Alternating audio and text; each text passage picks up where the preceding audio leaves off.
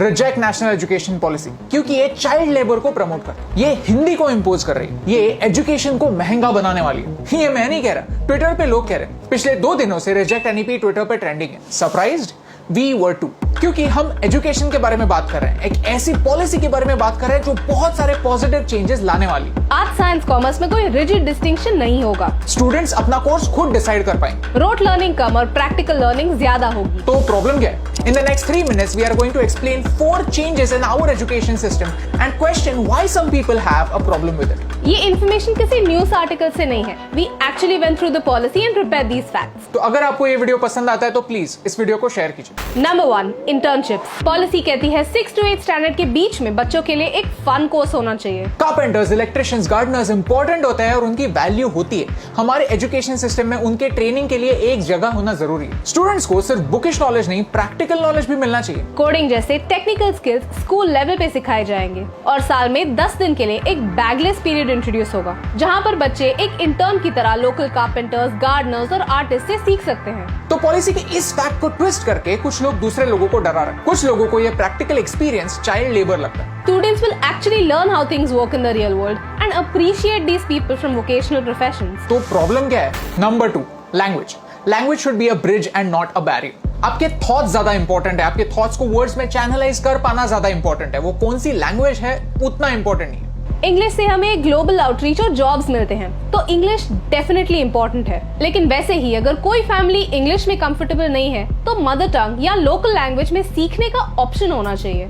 Policy कहती है कि बच्चे की बोलने की लैंग्वेज और सीखने की लैंग्वेज, इन दोनों में जो गैप है वो गैप कम होनी चाहिए। एटलीस्ट 5th स्टैंडर्ड तक मदर टंग में या लोकल लैंग्वेज में सीखने की फैसिलिटी होनी चाहिए। लेकिन कुछ लोगों को लगता है कि इस देश में हिंदी कंपलसरी होने वाली है, सैफ्रनाइजेशन होने वाला है। तो फैक्ट ये है कि इस 65 पेज के डॉक्यूमेंट में हिंदी ये वर्ड सिर्फ एक बार आता है, और वो भी as an example, not as a medium of teaching. In fact ये पॉलिसी हमारे मल्टीलिंगुअल कल्चर को अप्रिशिएट करती है, लोकल लैंग्वेजेस की इंपॉर्टेंस को रिकॉग्नाइज करती है। UNESCO says 197 Indian languages are endangered. In the last 50 years, we have lost 220 languages already. When a language dies, all its ancient knowledge dies as well. 85% brain development age 6 से पहले होता है। Children pick up new languages easily, इसीलिए उन्हें multiple languages जितनी जल्दी हो सके उतनी जल्दी सिखाना जरूरी। अगर फैक्ट ये है तो प्रॉब्लम क्या है? Number 3, higher education. Indian universities को बाहर के देशों में अब कैंपस सेटअप करना अलाउ होगा।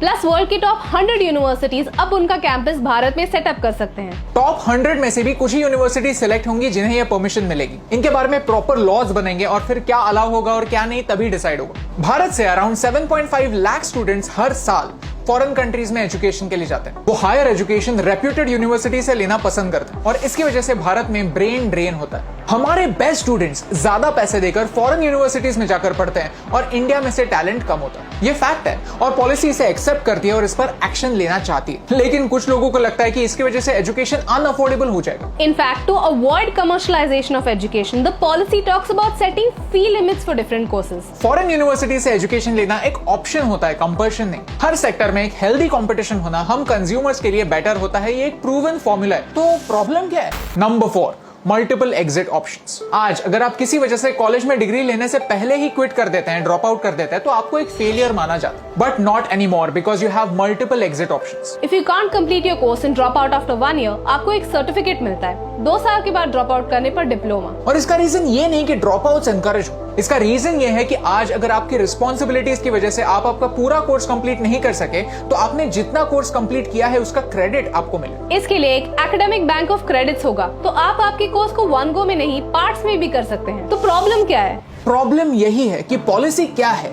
इससे ज्यादा वो पॉलिसी किसने लाई है, उसका क्रेडिट किसे मिलने वाला है, इस चीज पर इंडिया में ज्यादा फोकस होता है। फिर अपने पॉलिटिकल एजेंडास को आगे करने के लिए ऐसे हैशटैग्स ट्रेंड होते हैं और फिर जिन लोगों को ऐसी पॉलिसीज के बारे में नॉलेज नहीं है उन्हें मिसगाइड करते हैं। ये भारत के फ्यूचर के लिए, हमारी प्रोग्रेस के लिए काफी डेंजरस। ये पॉलिसी स्टूडेंट्स को फ्रीडम देती है, अपनी डेस्टिनी खुद चूज करने का मौका देती है। ये पॉलिसी परफेक्ट नहीं है, इसमें जो फ्लॉज है उस पर कैसे काम कर सकते हैं, उनको कैसे इंप्रूव कर सकते हैं, इन पर डिस्कशन होना जरूरी। इम्प्लीमेंटेशन कैसे होगी, इस पर डिस्कशन और डिबेट्स होने चाहिए। प्रेजेंट एजुकेशन के फ्लॉज को एनईपी के विजन तक कैसे ले जाना है, इस पर बात होनी चाहिए। लेकिन अगर हाईवे पर गड्ढा है तो गड्ढे को रिपेयर करते हैं, हाईवे को डिस्ट्रॉय नहीं करना। तो हम क्या कर सकते हैं? We always believe, criticize, but first analyze. तो हम पर विश्वास मत कीजिए, इस पॉलिसी को खुद पढ़िए and learn the facts and make up your own opinions. What is right, what is wrong, ये आप डिसाइड कीजिए। लेकिन अगर आप ऐसे प्रोग्रेसिव चेंजेस को सपोर्ट करते हैं तो उनके बारे में बात करना स्टार्ट कीजिए। अगर आपको ये वीडियो अच्छा लगता है तो इस वीडियो को शेयर कीजिए और मिसकंसेप्शंस दूर कीजिए।